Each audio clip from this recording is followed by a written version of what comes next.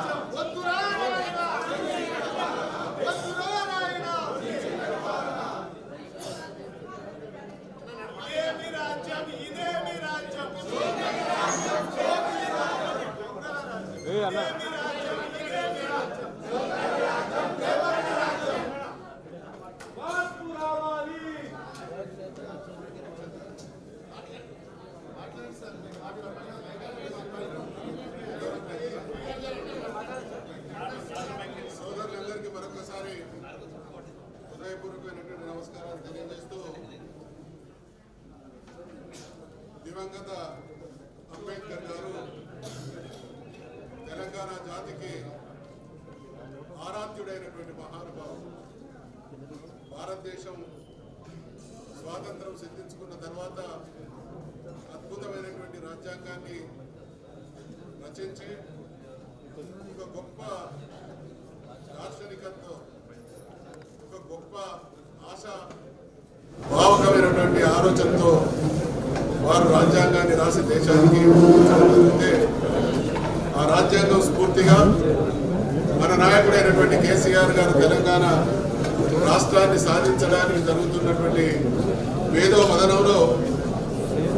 రాష్ట్రం ఏర్పాటు ఉన్నటువంటి అంశాలను చాలా సుదీర్ఘంగా చర్చించినప్పుడు మహానుభావుడైనటువంటి అంబేద్కర్ గారు అందించినటువంటి ఆర్టికల్ 3 ఏ సరళీకృత విధానం అయితే ఆలంబనగా ఆసనగా రాష్ట్రాన్ని సాధించుకోవచ్చు అనేటువంటి సంపూర్ణమైనటువంటి విశ్వాసంతో మన నాయకుడైనటువంటి కేసీఆర్ గారు 14 సంవత్సరాల సుదీర్ఘ పోరాటం చేసి రాష్ట్రాన్ని సాధించడం జరిగింది. అంబేద్కర్ గారు అడుగడుగున మనకు ఆరాధ్యుడు. కారణం ఒకటి రాజ్యాంగం అయితే, రెండవది రాష్ట్రం ఏర్పడడానికి అనుకూలమైనటువంటి సరళీకృత విధానం అయితే, మూడవది ఈ దేశాన్ని పరిపాలించినటువంటి పాలక వర్గాలు, అది కాంగ్రెస్ పార్టీ అయినా భారతీయ జనతా పార్టీ అయినా 80 సంవత్సరాల తర్వాత కూడా ఏ స్ఫూర్తినైతే భారత రాజ్యాంగం రూపేణ అంబేద్కర్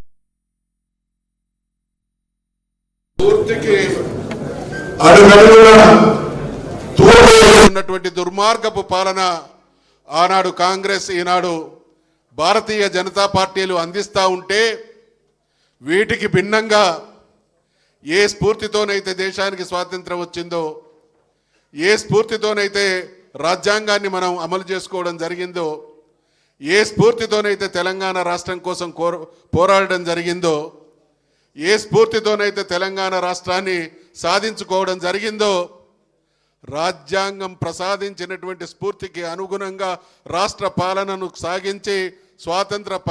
ఫలితాల్ని అట్టడుగు వర్గాలకు అందించినటువంటి ఏకైక నాయకుడు ఈ దేశంలో ఎవరైనా ఉన్నారు అనంటే అది మన నాయకుడైనటువంటి కేసీఆర్ అనేటువంటి విషయాన్ని